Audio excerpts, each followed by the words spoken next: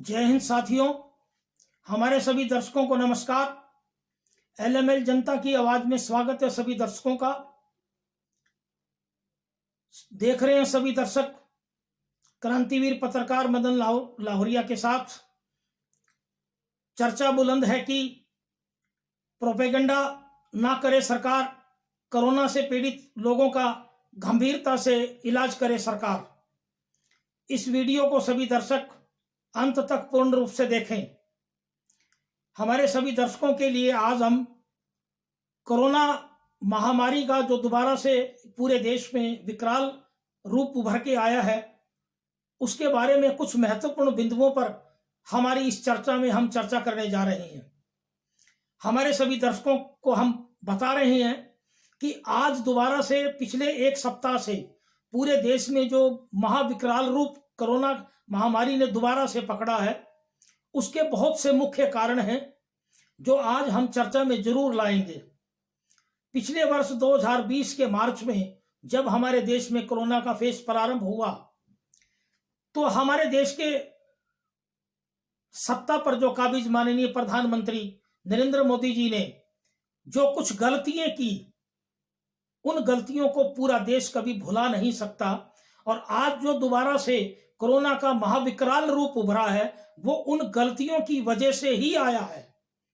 ये बात हमें सभी दर्शकों को बताने में हमें कोई गुरेज नहीं है, एक और कोई अतिशोक्ति नहीं है कि ये जो उस वक्त 2020 में हमारे देश के प्रधानमंत्री माननीय नरेंद्र मोदी जी ने जो सत्ता के अहंकार के अंदर जो महागलतियां की थी, कोरोना महामारी का मैनेजमेंट ठीक नहीं किया, उसी गलतियों के कारण आज ये दोबारा फेस महाविकराल रूप लेकर के आया है, जिसमें कि हजारों लाखों लोग इस वक्त मौत के ग्रास में जा रहे हैं। इस बात के हम मुख्य बिंदु सभी दर्शकों के सामने दोबारा से हम दोहराना चाहते हैं और वो पिछले साल की याद ताजा करवाना चाहते हैं कि जब हमारा कोरोना का आया तो सभी दर्शकों को याद होगा, कोई हमारी देश की जनता या हरियाणा प्रदेश की जनता उस बात को भूली नहीं होगी कि इन्होंने ताली थाली और बजवाई, घंटे बजवाए, मोमबत्ती जलवाई और माननीय प्रधानमंत्री जी ने खुलेआम बयान दिए कि कोरोना चला गया। देश के फिल्म एक्टर बड़े बड़े ब्रांडिंग के लिए इस्तेमाल किए और उसके बाद इन्होंने जो हिसाब से कोरोना की मैनेजमेंट के लिए जो कंट्रोलिंग की, वो केवल अपनी आरएसएस और भाजपा की पार्टी के वॉलंटियरों के द्वारा ही, और पूरे देश में कोरोना के आंकड़ों का एक गेम बनाते चले गए। ये 2020 की अप्रैल मई जून के अंदर पूरा हमारे देश की जनता ने देखा है इस बात को। दूसरा, पूरे विश्व के सभी मुल्कों के अंदर वहां अलग अलग स्टेट वाइज उन्होंने लॉकडाउन किया। यहां सबसे बड़ी गलती जो आज पूरा देश हमारा कई सालों तक उभर के नहीं आएगा आर्थिक तंगी से, वो सबसे बड़ी महागलती इन्होंने सत्ता के अहंकार में किसी की बात ना मानते हुए, अपनी मनमर्जी करते हुए पूरे देश में कंप्लीटली लॉकडाउन कर दिया। बसें बंद, रेलवे बंद, ट्रेन बंद, सब कुछ बंद, लोगों के काम बंद, नौकरियां गई, हजारों लाखों लोग एनसीआर से मजदूर भाई अपने गांव पहुंचे, हजारों आत्महत्याएं हुई। हमने पहले भी इस बात को दोहराया है कि ये बहुत बड़ी महागलतियां की। उसके बाद ये वहां भी नहीं रुके, इन्होंने कोरोना के अंदर दवाई कंपनियों से सेटिंग करके बहुत बड़ा मेडिसिन का व्यापार, आपका मास्क का व्यापार, और कहीं भी इन्होंने हमारे इलाज के सटीक उपाय किसी भी डॉक्टरों को बताने नहीं दिए, उन पे डिक्टेटराना अंदाज से हुक्म दे दिया गया। आज उसका परिणाम पूरा देश और भारत की गरीब जनता भुगत रही है इस बात के। उसके बाद इन्होंने वहां पे क्या क्या नहीं किया, राजनीतिक गेम क्या क्या नहीं खेले। एक तरफ तो कोरोना चल रहा था, जहां इन्होंने घंटे बजवाए अपनी पार्टी के लोगों से, वहां भी बगैर मास्क के हजारों लोगों ने घंटे बजाए, जबकि और लोगों पे लॉकडाउन लागू, कंटोनमेंट जोन, पता नहीं कहां से प्लानिंग लेके आए, और WHO जो वर्ल्ड हेल्थ ऑर्गेनाइजेशन है उसकी पूर्णतः गुलामी करते हुए हमारे देश के माननीय प्रधानमंत्री नरेंद्र मोदी ने देश की जनता को तबाह करने का बीड़ा उठाया। अब बहुत से लोग कहने लगे कि जी प्रधानमंत्री तो बड़े ईमानदार हैं, बड़े त्यागी हैं, तो दो कपड़ों में है, ये ऐसा हो ही नहीं सकता। हमने तब भी खबरें लिखी थी सबूतों के आधार पे कि जो इन्होंने नोटबंदी से लेकर के जो हालात किए, इन्होंने देश को खड्डे में पहुंचाने की, लोगों को विश्वास नहीं आया, लोगों की अंधभक्ति बढ़ती चली गई। तब भी हमने कहा, परंतु जब लोगों के काम धंधे खत्म, आत्महत्याएं हुई, घरों में झगड़े हुए, गोलियां चली, लोग मरे, मर्डर हुए इस कोरोना के काल में ही, तो कुछ लोगों को समझ में आने लगी हमारी बातें। आज हम उस बात को फिर दोबारा से दोहरा रहे हैं कि पिछले 1 साल की जो कोरोना में इन्होंने नीतियां अपनाई, उसका ही आज पूरे देश की जनता को के सामने ये कोरोना का महाविकराल रूप उभर के आया है। उस कोरोना के पिछले साल ही इन्होंने मध्य प्रदेश की सरकार तोड़ी, बिहार में चुनाव करवाए, चुनावी रैलियों में लाखों की भीड़, मतलब माननीय प्रधानमंत्री एक तरफ लाखों की भीड़ में बोल रहे हैं, बगैर मास्क के भीड़। और उस वक्त पूरा 1 साल मिला था इनको हिंदुस्तान के अस्पतालों की दुर्दशा को सुधारने का। मैं पूछना चाहता हूं देश की जनता से हमारे इस चैनल के माध्यम से, क्या कोई अंधभक्त या किसी देश की जनता ने या किसी भारत के पत्रकार, मुख्य धारा के पत्रकार ने प्रश्न किया क्या प्रधानमंत्री से, हरियाणा के मुख्यमंत्री से? मुख्य धारा का पत्रकार, मीडिया भी सारा इनके दबाव में है। हरियाणा के हॉस्पिटलों की हालत देखिए, आज आप गुड़गांव एक साइबर सिटी कहलाता है, यहाँ के सिविल हॉस्पिटल की हालत देखिए। हरियाणा के किसी भी शहरों के अंदर सरकारी हॉस्पिटलों की पोजीशन देखिए, वेंटिलेटर की पोजीशन नहीं है। आज जो गरीब लोग मर रहे हैं, मौत के कारखाने हॉस्पिटल बन चुके हैं, प्राइवेट हॉस्पिटल पूरे डकैत। पिछले साल इन्होंने, प्रधानमंत्री ने मनमर्जी करते हुए पहले से ही जो मेडिक्लेम हेल्थ पॉलिसी थी, उसके अंदर जो हमारी जो क्रिटिकल डिजीज थी उसका मेडिक्लेम अलाउ नहीं था। इन्होंने स्पेशल एक्ट लाए, ये स्पेशल एक्ट ला करके मेडिक्लेम के अंदर क्रिटिकल डिजीज कोरोना को अलाउ किया। और लोगों ने 20-20 लाख रुपए के बिल, 30-30 लाख रुपए के बिल हॉस्पिटलों को जो दिए, वहां उन्होंने मेडिक्लेम में लाभ लिया। इंश्योरेंस कंपनियों को धन लुटाया गया, डॉक्टरों को धन लुटाया गया। इसी प्रकार हमारे गुड़गांव एनसीआर में आरएसएस और भाजपा के लोगों की एनजीओ बनी, और एक तो व्यक्ति ऐसा है, नाम हम बाद में एक्सपोज भी करेंगे, गुड़गांव के एक भाजपा संगठन का अपने आप को पदाधिकारी कहता, उसने डॉक्टरेट की उपाधि नकली लगाई है और आज वो रेलवे बोर्ड का सदस्य बना हुआ है। और हमें ये कहने में गुरेज नहीं है, हरियाणा के मुख्यमंत्री मनोहर लाल जी खट्टर इस बात पे संज्ञान लें कि डॉक्टरेट, वो एक व्यापारी व्यक्ति एक अपने आप को डॉक्टर लिखता है और उससे पूरे गुड़गांव के डॉक्टरों से सेटिंग करे बैठे, और उसको भारतीय जनता पार्टी ने रेलवे बोर्ड की सलाहकार समिति का सदस्य बनाया है। तो ये क्या दवाइयों का व्यापार है? दवाइयों के व्यापार को आप बढ़ा रहे हो। दूसरी तरफ, एक तरफ तो आप ये व्यापार बढ़ा रहे हो, फिर आप प्रोपेगेंडा कर रहे हो। आज लोगों में भय क्यों है? लोग डर के अपने फैमिली डॉक्टर पे क्यों नहीं जा रहे, बड़े हॉस्पिटलों की तरफ रुख क्यों कर रहे हैं? क्योंकि आपने कोरोना का इतना बड़ा भय और डर बिठा दिया लोगों के दिल में।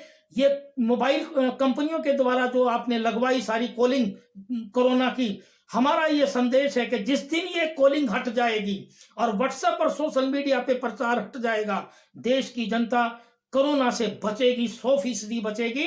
उनके मन से भय निकालना बहुत जरूरी है। ये हरियाणा के मुख्यमंत्री भी इस बात को अच्छी तरह सोचें और देश के प्रधानमंत्री मन की बात ना करें, लोगों की बीमारी की बात करें।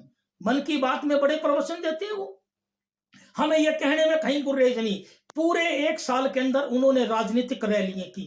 अब 5 स्टेटों के चुनाव करवा रहे थे वो, उनकी रैलियां देखें। क्या देश की जनता, क्या हमारी हरियाणा की जनता और हमारे दर्शक इस बात को भूल जाएंगे कि उन्होंने चुनावी रैलियों में क्या क्या नहीं बोला?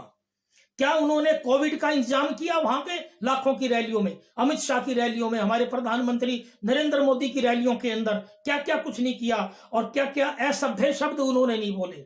आज जो हमारी गरीब जनता, जिनके माँ बहन माई लाल मर रहे हैं हॉस्पिटलों के अंदर डॉक्टर ट्रीटमेंट के लिए नहीं है, हॉस्पिटल में घुसते ही उनकी डेथ हो जाती है, क्या उनके दिलों का हाल आपने देखा? नहीं देखा आपने। आप सत्ता के अहंकार के अंदर कोरोना जैसी महामारी को आपने गंभीरता से नहीं लिया।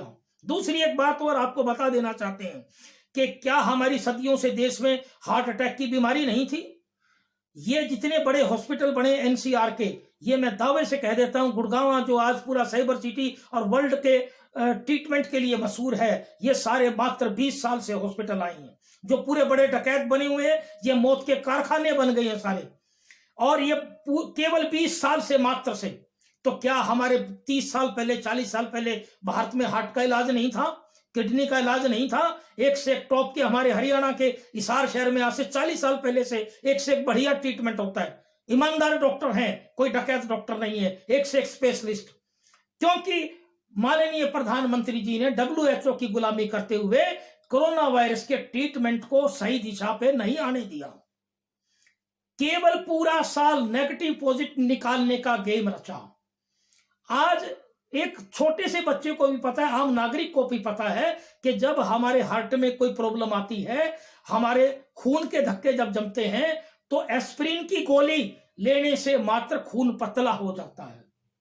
ये गांव देहात के आदमी को भी पता है, सदियों से प्रैक्टिस चल रही है, कोई उसका हैबिचुअल वो व्यक्ति नहीं होता।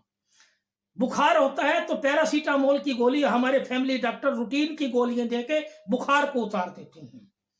माननीय प्रधानमंत्री और आरएसएस और भाजपा के सारे वॉलंटियरों ने धन कमाया है दवाइयों के अंदर, कोरोना में व्यापार किया है। आज ऑक्सीजन के सिलेंडर चोरी होके बिक रहे हैं, वैक्सीन बिक रही है, ये अखबारों में खबरें छप रही हैं। हम कोल कल्पित कहानी नहीं कह रहे। हमारे दिल में दुख है इस बात का कि जो आरएसएस सारा साल हिंदुत्व का एजेंडा छेड़ती है, उन्होंने मानवता की नहीं सोची कहीं भी।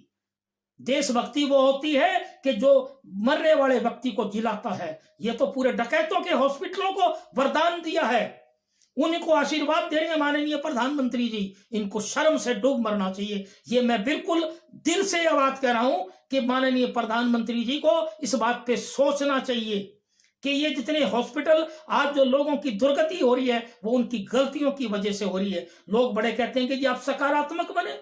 क्यों भाई? कि जो हमारी गलती है उसको क्या हमारा मीडिया का धर्म नहीं है उजागर करना? अगर हम बोलते हैं तो हमें राष्ट्रद्रोही बताया जाता है। पूरे 1 साल के अंदर इन्होंने किसानों को राष्ट्रद्रोही बताया, एक भी दिन उनकी बात नहीं मानी। तो इन्होंने आंदोलन खुद खड़े करवाए। अगर ये किसानों की बात मानते तो लाखों किसान आज कोविड के बावजूद भी धरनों पे ना बैठते हैं, एक दूसरे पर रोक लगाते हैं। इन्होंने मुकाबला किया बराबर, कोविड का इंतजाम नहीं किया माननीय प्रधानमंत्री ने। अब हम वापिस आ रहे हैं दवाई के मामले में कि हमारी छोटी छोटी दवाइयां भी लोगों को ठीक कर देती। लोगों में इतना भय बिठा दिया गया कि लोग बड़े हॉस्पिटलों की तरफ रुख करने लगे। बड़े हॉस्पिटलों की तरफ रुख करने लगे तो वहां जाते ही हॉस्पिटलों में मृत्यु आने लगी। अब हम दोबारा से इस बात को हम आपको बता रहे हैं बीमारी के बारे में कि आज जो हमारा हार्ट और जो चेस्ट और पेन जो हो रहा है इस दौर के अंदर, वो हमारा जो हार्ट का खून के जो धक्के जमते हैं वो थ्रोम्बोसिस है। हमने रिसर्च करके पाया कि जब हमारी शरीर के जो हमारे ब्लड वेसल्स हैं उनमें खून की जब सप्लाई बंद हो जाती है, ब्लड क्लॉट्स आ जाते हैं, तो शरीर में ऑक्सीजन की सप्लाई पूर्णतः प्रभावित होती है और पूर्णतः बंद हो जाती है। उसी वक्त ये छोटी छोटी जो गोलियां एस्प्रिन वगैरह की दी जाती है, खून पतला होते ही व्यक्ति रिलैक्स हो जाता है, उसके बाद उसका दूसरा ट्रीटमेंट किया जा सकता है। दूसरा, हमारी एस्प्रिन और इस मेडिसिन के अलावा हमारी कुछ फ्रूट और फल सब्जियां ऐसी हैं जिनका हर आदमी इस्तेमाल करे। ये हम हमारे सभी दर्शकों को संदेश दे रहे हैं कि जो हमारा लहसुन है वो खून को पतला करता है। लहसुन है, अदरक है, हमारा प्याज है, बहुत गुणकारी है, पपीता है, पपीते का इस्तेमाल करें, अनार का इस्तेमाल करें। एक करौंदा आता है, उसको इंग्लिश में क्रेनबेरी कहते हैं, उसका आप जूस निकाल के पिए। गेहूं के जुहारे का इस्तेमाल करें। इसी प्रकार हमारी कुछ सब्जियां हैं, फल फ्रूट हैं, और तरबूज का इस्तेमाल करें, लिक्विड का इस्तेमाल करें, हल्दी का इस्तेमाल करें। इन चीजों का इस्तेमाल करके हमारा खून पतला हो सकता है। इन चीजों को लोग अब सभी दर्शकों के लिए, देखने वालों के लिए हमारा संदेश है कि किसी भी भाई, किसी भी माँ बहन भाई के कोई भी चेस्ट में प्रॉब्लम होती है, हार्ट में प्रॉब्लम होती है, तो वो पहले अपने घरेलू डॉक्टर से संपर्क करें। सभी परिवारों का कोई ना कोई मोहल्ले का घरेलू डॉक्टर होता है।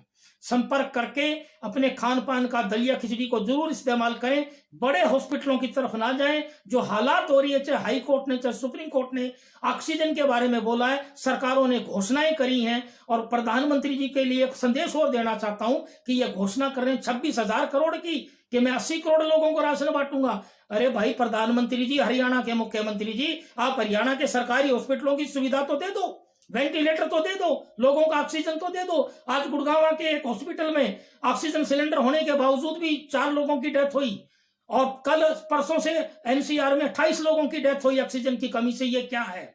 बात करते हैं आप 26,000 करोड़ का राशन देने की। अरे एक एक हॉस्पिटल के अंदर आप वेंटिलेटर, ऑक्सीजन के सिलेंडर तो पहुंचाए, ऑक्सीजन के सिलेंडर बाहर क्यों बिक रहे हैं? आपने अपने बीजेपी के पार्टियों के जिला संयोजक क्यों डिप्यूट करे? क्या और लोग इसमें नहीं है? क्योंकि आप आंकड़ों की चोरी कर रहे हैं। आपका एक शहर का वार्ड का पार्षद ये नहीं बता सकता कि एक दिन में कितने केस आ रहे हैं पॉजिटिव, क्योंकि आप केवल आंकड़ों का गेम खेल रहे हैं। मरीजों के लिए आप कोई सुविधा नहीं दे रहे। हम बिल्कुल जमीन की सच्चाई बता रहे हैं। कोई ये ना सोचे कि हमें पाठ ना पढ़ाए सकारात्मक बात का। ये कतई कोई भी अंधभक्त हमें पाठ पढ़ाने की आवश्यकता नहीं है। जमीन की सच्चाई मीडिया का बताना धर्म है। जो मुख्य धारा के मीडिया नहीं बता रहे वो इस पाप के भागी हैं, पूर्णतः भागी हैं पाप के। और जो संघर्षशील पत्रकार इस बात को उजागर करेंगे, असली देशभक्त वही है। तो दोबारा से मैं हरियाणा सरकार और भारत की सरकार से हमारे चैनल के माध्यम से गुजारिश करता हूं कि प्रोपेगेंडा ना करे सरकार। कोरोना से पीड़ित लोगों की बेहतर सुविधाएं देकर के जल्द से जल्द उनका गंभीरता से इलाज करे। जय हिंद, वंदे मातरम।